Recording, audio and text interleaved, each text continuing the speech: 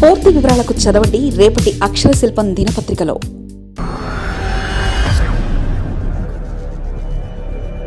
Next ఎన్నికల్లో Pawan they హవా, అదే కూటమైనా నేరుగైనా.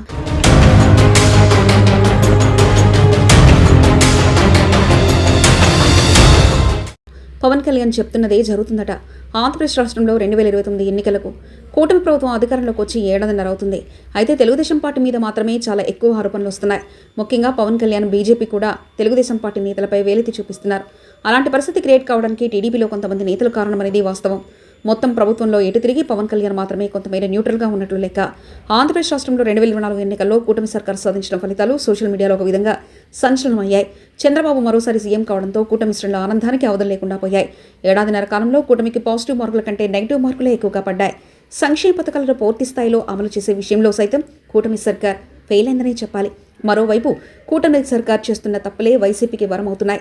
రాష్ట్రంలో వైసీపీ నెమ్మదిగా పుంజుకుంటుంది. జగన్ ఎక్కడికి వెళ్లినా ప్రజలు బ్రహ్మరథం పడుతున్నారు.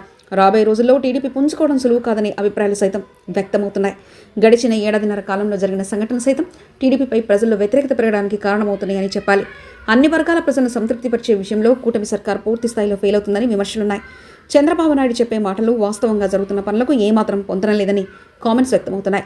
పవన్ కళ్యాణ్ సైతం కూటమి సర్కార్ చేస్తున్న తప్పుల విషయంలో ఒకంత ఘాటుగా రియాక్ట్ కావడం లేదనే చర్చ సోషల్ మీడియాలో వేదికగా జరుగుతుండడం కోసమేరకు కూటమి విషయంలో ఎక్కడ తప్పులు జరుగుతున్నాయో గమనించి చర్యలు చేపట్టాల్సిన బాధ్యత కూడా పవన్ కళ్యాణ్పై ఉందని చెప్పవచ్చు.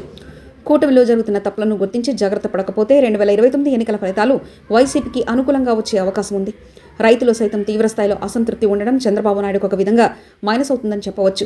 ప్రజలు సైతం ఒకప్పటితో పోలిస్తే విద్యావంతులు ఎక్కువగా ఉన్నారు. ఏది కరెక్ట్ ఏది తప్పు అని తెలుసుకోవడం ఇప్పుడు మరీ కష్టమైతే కాదని చెప్పవచ్చు.